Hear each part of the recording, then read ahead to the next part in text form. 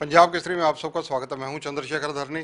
पंचकुला में सीपी के रूप में कार्यभार संभाल चुके हैं हनीफ कुरैशी जी हमारे साथ मौजूद हैं। बातचीत करेंगे इनसे कई अहम इश्यूज़ को लेकर, क्योंकि पंचकुला में जिस प्रकार से अब कमिश्नर ऑफ पुलिस के रूप में ज्वाइन करने के बाद जो जो चुनौतियां यहाँ देखने को मिलेंगी और जो जो इन्होंने अभी तक अध्ययन किया, सभी मामलों में बातचीत करेंगे। सर, स्वागत है पंजाब केसरी में आपका। धन्यवाद।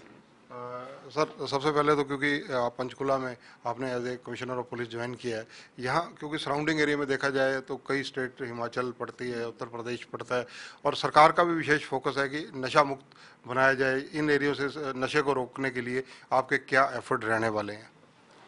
देखिए, नशा एक ऐसी बीमारी है जिसमें न केवल जो हमारा यूथ है उसको पीढ़ी को ख़राब करते हैं, बल्कि इसके जो फाइनेंशियल प्रोसीड्स हैं वो टेररिज्म को फंड करने के लिए भी इस्तेमाल होते हैं। सीमा पार से भी कोशिश की जाती है कि टेररिज्म को बढ़ावा मिले नार्को और एनडीपीएस के इसके नाते। तो हमारा इस पे विशेष ध्यान रहेगा कि ड्रग्स की न केवल वो लोग जो इसको बेचते हैं, बल्कि जो इसके पीछे हैं, जो इसके फाइनेंसर हैं, उनके साथ हमें बहुत सख्ती से पेश आना पड़ेगा। इसके लिए हमने एक योजना बनाई है कि जो हमारे सीमावर्ती राज्य हैं, ख़ास तौर पे पंजाब और हिमाचल, इनको लेके और जो नारकोटिक्स कंट्रोल ब्यूरो है, सेंट्रल एजेंसियों के साथ तालमेल करके, और हम इसके ऊपर बहुत सख्ती से कार्रवाई करेंगे। सर, क्योंकि ये एरिया ऐसा है जहाँ पर अगर पंचकुला की जिक्र करें तो इसका भौगोलिक वातावरण ऐसा है कि कई राज्य, पंजाब का आपने जिक्र किया, हिमाचल का है, उत्तर प्रदेश भी समीप लगता है। तो इन सारी स्थितियों के अंदर जो विशेष रूप से सीमावर्ती के क्षेत्र हैं, वहाँ पर विशेष कोई चेकिंग अभियान भी चलाए जा सकते हैं। वहाँ विशेष जो नारकोटिक्स का कंट्रोल ब्यूरो है, उनके माध्यम से कोई स्पेशल टीमें भी गठित की जा सकती हैं। कि जो नारकोटिक्स कंट्रोल ब्यूरो है वो इंटरनेशनल लिंकेजेस देखते हैं, और जो बड़ी कंसाइनमेंट सीमा पार से आती हैं या इंटर स्टेट हैं वो उनको देखते हैं। जहाँ तक छोटी लोग बेचते हैं छोटी मात्रा में, उसके लिए जो हमारे अपने नाके हैं और हमारा 112 इमरजेंसी रिस्पांस सर्विस का बहुत अच्छा काम हरियाणा पुलिस में हो रहा है। तो हम 112 के माध्यम से भी और अपने स्पेशल नाकेबंदी के माध्यम से सीमावर्ती इलाकों में ख़ास तौर पर इसमें ध्यान देंगे। सर, अगर चर्चा की जाए, अभी आपने भी कहा कि डायल 112 का रिस्पांस बहुत बढ़िया है। डायल 112 की जो अभी तक आपने ऑब्जर्व किया है यहाँ पर पंचकुला में, कितने मिनट कंप्लेंट मिलने के बाद पहुँचने की गति रहती है?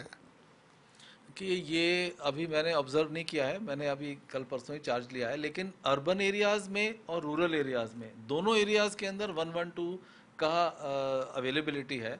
और इसका एक हमने चार्ट बनाया है कि जितने इंसिडेंट्स, जितनी कॉल्स आती हैं, उनका हम टेबुलर फॉर्म में देखेंगे कि जो हमारी स्टेट की एवरेज है उससे बेस्ट पंचकुला की एवरेज होनी चाहिए पहुंचने की। ये मेरा प्रयास रहेगा। सर, क्योंकि आजकल जो क्राइम का तरीका भी बदल रहा है, जो जो हाईटेक संसाधन ज़्यादा होते जा रहे हैं, वैसे ही अपराधी भी शातिर होते जा रहे हैं। जो अगर साइबर क्राइम है, उससे निपटने के लिए आपके क्या वैकल्पिक प्रबंध रहेंगे? देखिए, साइबर क्राइम के दो तरीके हैं लड़ने के। पहला तरीका तो है अवेयरनेस। लोगों में इस बात की अवेयरनेस होनी चाहिए कि हमें अपने पासवर्ड्स कैसे बनाने हैं, ब्राउजिंग कैसे करनी है, अपनी जो पर्सनल इन्फॉर्मेशन है वो फेसबुक, ट्विटर या किसी अन्य सोशल मीडिया पर ना दें। सेफ प्रैक्टिसेस, इसका प्रचलन करना बहुत आवश्यक है। दूसरा, जो हमारे पुलिस की इन्वेस्टिगेशन है, कई बार पुलिसमैन को भी इन्वेस्टिगेशन के तरीके इतने मालूम नहीं होते हैं, तो उसके लिए मेरा प्रयास ये रहेगा कि पुलिस को एम्पावर करना, उनको ट्रेन करना कि वो अच्छे से इन्वेस्टिगेट कर पाएँ। इसके लिए एक साइबर पुलिस स्टेशन भी पंचकुला के अंदर है। तो मेरा ये प्रयास रहेगा कि गुड इन्वेस्टिगेशन के माध्यम से जो लेटेस्ट हमारी टेक्निक्स हैं उनको इस्तेमाल करते हुए, और एक हमारे सीआईडी का डाइटैक एक सेंटर है गुड़गांव में जो कि लेटेस्ट फॉरेंसिक टूल्स इस्तेमाल करता है, तो उनसे भी हम तालमेल करेंगे और उनकी सेवाओं को भी यहाँ इस्तेमाल करेंगे। सर, जैसे कि साइबर से जुड़े हुए मामले कई देखने को मिलते हैं। रूटीन में ये चीज़ें चलती हैं कि जो बोगस फ़ोन कॉल्स आती हैं लोगों को, ये आपने बताया ही कि अवेयरनेस की ज़रूरत है, लेकिन कई बार लोग ठगे भी जाते हैं, सारी चीज़ें होती हैं। तो इन चीज़ों पर अवेयरनेस के अलावा जो आप साइबर क्राइम पुलिस है, उसको क्या गाइडलाइन जारी करेंगे? देखिए, पहले ये जामतारा से झारखंड से काफ़ी साइबर क्राइम ओरिजिनेट होता था, लेकिन आज हम देख रहे हैं कि न केवल जामतारा बल्कि हर स्टेट में बहुत सारे ऐसे सेंटर्स बन गए हैं जो इंडिविजुअली फेक कॉल्स करके कि भाई OTP आ रहा है और हम बैंक से बोल रहे हैं, तो बैंक्स और फाइनेंशियल इंस्टीट्यूशंस कभी भी फ़ोन पर OTP नहीं पूछते हैं। तो लोगों को इस बात की अवेयरनेस अवश्य होनी चाहिए। जिस तरह पहले फिजिकल वर्ल्ड में क्राइम होता था, अभी आप देखेंगे कि क्राइम रेट हमारा फिजिकल क्राइम्स का, वायलेंट क्राइम्स का कम होता जा रहा है, लेकिन साइबर क्राइम्स का बढ़ता जा रहा है। तो इसके लिए एक कोऑर्डिनेटेड अप्रोच सिटीजन्स और पुलिस के संबंध गहरे होने से ही बन पाएगी। अच्छी इन्वेस्टिगेशन हो, फॉरेंसिक टूल्स का इस्तेमाल हो, और एक और हम इसमें प्रयास करेंगे कि जो ये बड़ी कंपनीज हैं, फेसबुक है, गूगल है, ट्विटर है, इनके अंदर भी क्राइम कंट्रोल के लिए एक ऑफिसर्स को नियुक्त किया जाता है। तो हमें जो जानकारी लेनी है वो जानकारी वो कंपनीज हमें जल्दी दे दें, इसके लिए भी हम प्रयास करेंगे। सर वैसे तो क्योंकि पुलिस की अपनी एक नियमित प्रक्रिया रहती है, उस प्रक्रिया के तहत जो भी कंप्लेंट आती है उसको डील किया जाता है, उसके जो संज्ञेय अपराध होते हैं उन पर कार्रवाई भी की जाती है। तो जो लोग पीड़ित हैं थाने तक पहुंचते हैं उनकी सुनवाई प्रॉपर हो, इसके लिए क्योंकि आपकी वर्किंग मैंने पहले भी अतीत में भी देखी है कि आप काफ़ी सॉफ्ट कॉर्नर जो लोग हैं, दुखी लोग हैं, उनके प्रति रखते हैं जब आप तक पहुंचते हैं वो लोग। तो चौकी थानों में जो इंस्पेक्टर्स हैं, जो स्टाफ है, उनका रवैया उनके प्रति बढ़िया रहे, उसके लिए क्या करेंगे? कि इसके लिए मैंने अभी एक मीटिंग बुलाई है सभी SHOs की और सभी ACPs की, चौकी इंचार्जेस की। तो उनको मैं यही उनको मेरा मैसेज है कि जो कंप्लेनेंट आपके पास आता है, 2-4% की मैं नहीं कहता, कई गलत कंप्लेनेंट भी आते हैं झूठी शिकायत लेके, लेकिन ज़्यादातर उमूमन तौर पे जो आते हैं वो किसी ना किसी परेशानी की वजह से आते हैं और वो तकलीफ़ में हैं। तो पहला काम जो पुलिस ऑफिसर कर सकता है वो ये है कि संवेदना पूर्वक उनकी बात को सुने, उनकी बात को समझे, क्या वो कह रहे हैं, उसके बाद में क्या रिस्पांस होना चाहिए। कई बार तुरंत रिस्पांस की आवश्यकता होती है, कई बार जो फाइनेंशियल नेचर के क्राइम्स हैं उनमें थोड़ा डिलेड रिस्पांस भी चल सकता है। कंप्लेनेंट को सुनने के बाद यथोचित कार्रवाई करना ये पुलिस का परम धर्म है, ये हमारा मुख्य कार्य है, क्योंकि पुलिस का काम है लोगों को पुलिस सर्विस देना, सेफ्टी देना, सिक्योरिटी देना। अगर हम यही काम नहीं कर पाए तो फिर हमें पुलिस ऑफिसर कहलाने का कोई भी हमें उसका मतलब नहीं है। यही भावनाएं मैं सभी पुलिस ऑफिसर्स के अंदर देखना चाहता हूं, ताकि वो संवेदनापूर्वक सबकी बात को सुने और कानून के अनुसार कार्रवाई करें। सर एक चीज़ और है, क्योंकि चंडीगढ़ राजधानी है, हरियाणा और पंजाब की केंद्र शासित राज्य भी है, और पंचकुला के साथ बिल्कुल सटा हुआ है। कहीं ना कहीं जो हुक्का बार्स और इन चीज़ों को लेकर इस तरह के, वो भी नशे से जुड़ा हुआ मामला है। काफ़ी मतलब यहाँ भी ऐसी पहले अतीत में रही हैं संभावनाएं, पुलिस ने कार्रवाई भी की है। तो इन चीज़ों पर भी क्या फोकस रहेगा आपका? रात्रि पेट्रोलिंग विशेष रूप से चलनी चाहिए, ये 2-3 इश्यूज़ हैं जिन पर आपका पक्ष चाहता हूँ। देखिए, जो पेट्रोलिंग है वो एक बड़ा आवश्यक पुलिस एक्टिविटी का अंग है। दिन की पेट्रोलिंग और रात की पेट्रोलिंग दोनों, क्योंकि दिन में बैंक्स की गतिविधियां होती हैं, मार्केट्स की गतिविधियां होती हैं, ट्रैफिक का काम होता है।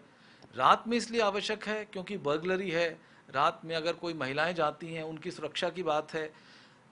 पुलिस की जो प्रेजेंस है वो अपराधियों के दिल में खौफ पैदा करती है, इसलिए पुलिस को अपनी प्रेजेंस को बनाना, चाहे वो जिप्सी के माध्यम से हो, 112 के गाड़ियों के माध्यम से हो, मोटरसाइकिल के माध्यम से हो, पैदल गश्त के माध्यम से हो, गश्त के कई माध्यम हो सकते हैं। तो मैं ख़ास तौर पे बीट व्यवस्था, उसके ऊपर भी हम बहुत ध्यान देने वाले हैं। सभी पंचकुला डिस्ट्रिक्ट के एरिया को हम बीट में बांटेंगे और उसके अंदर पुलिस ऑफिसर्स की जिम्मेदारी फिक्स करेंगे। वो बीट के लोगों से बात करें और वहाँ पे घूमें, ताकि लोगों को ये कॉन्फिडेंस रहे कि पुलिस हमारे आसपास ही है। तो इसके ऊपर हमारा विशेष ध्यान रहेगा।